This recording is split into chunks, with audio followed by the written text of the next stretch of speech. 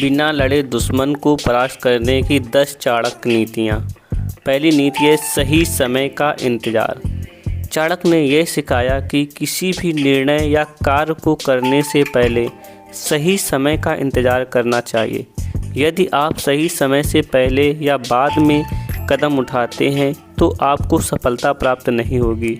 इसलिए दुश्मन के खिलाफ कोई भी कदम उठाने से पहले सही समय का इंतज़ार करना बहुत ज़रूरी है। सही समय पर किया गया कार्य सफलता की कुंजी होता है। दूसरा है कूटनीति का उपयोग। चाणक्य नीति में कूटनीति को अत्यधिक महत्व दिया गया है। यदि आप सीधे युद्ध में दुश्मन को परास्त नहीं कर सकते तो कूटनीतिक तरीकों का सहारा लें। कूटनीति के माध्यम से आप दुश्मन को कमज़ोर कर सकते हैं या उसे आपके पक्ष में कर सकते हैं। चाणक्य के अनुसार बिना रक्तपात के युद्ध जीतना सर्वोत्तम होता है और ये कूटनीति के द्वारा ही संभव है। तीसरी नीति है दुश्मन की कमजोरियों का पता लगाना। चाणक्य नीति में कहा गया है कि दुश्मन को हराने के लिए उसकी कमजोरियों का पता लगाना अत्यंत आवश्यक है।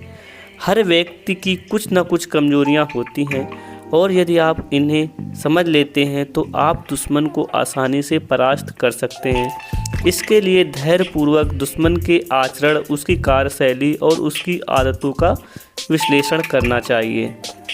नेक्स्ट 4 नंबर है दुश्मन को भ्रम में रखना।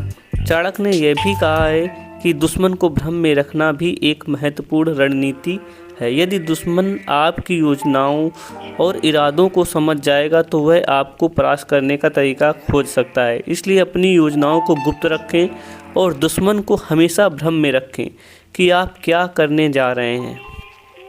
फिर नेक्स्ट है 5वीं, अपनी कमजोरियों को छुपाना। चाणक्य नीति के अनुसार अपनी कमजोरियों को छुपाना भी बहुत ज़रूरी है। यदि दुश्मन आपकी कमजोरियों को जान जाता है तो वह इसका फ़ायदा उठाकर आपको नुकसान पहुंचा सकता है। इसलिए अपनी कमजोरियों को भी कभी भी प्रकट ना करें और उन्हें अपने तक ही सीमित रखें। नेक्स्ट है 6 नंबर, अति विश्वास से बचना। चाणक्य नीति में यह भी कहा गया है कि किसी पर भी अतिशय विश्वास नहीं करना चाहिए, खासकर जब आप दुश्मन के सामने होते हैं। किसी भी स्थिति में विश्वास करने से पहले अच्छे से सोच विचार करना चाहिए, क्योंकि कभी कभी ये विश्वास ही आपके लिए हानिकारक साबित हो सकता है।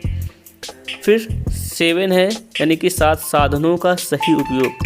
चाणक्य नीति यह सिखाती है कि आपके पास जो भी साधन या संसाधन उपलब्ध हैं उनका सही और प्रभावी उपयोग करना चाहिए, चाहे वह धन हो, सेना हो या मानसिक शक्ति हो। इनका सही ढंग से उपयोग ही आपकी जीत सुनिश्चित कर सकता है। साधनों का अपव्यय नहीं करना चाहिए, क्योंकि इससे आपकी स्थिति कमज़ोर हो सकती है।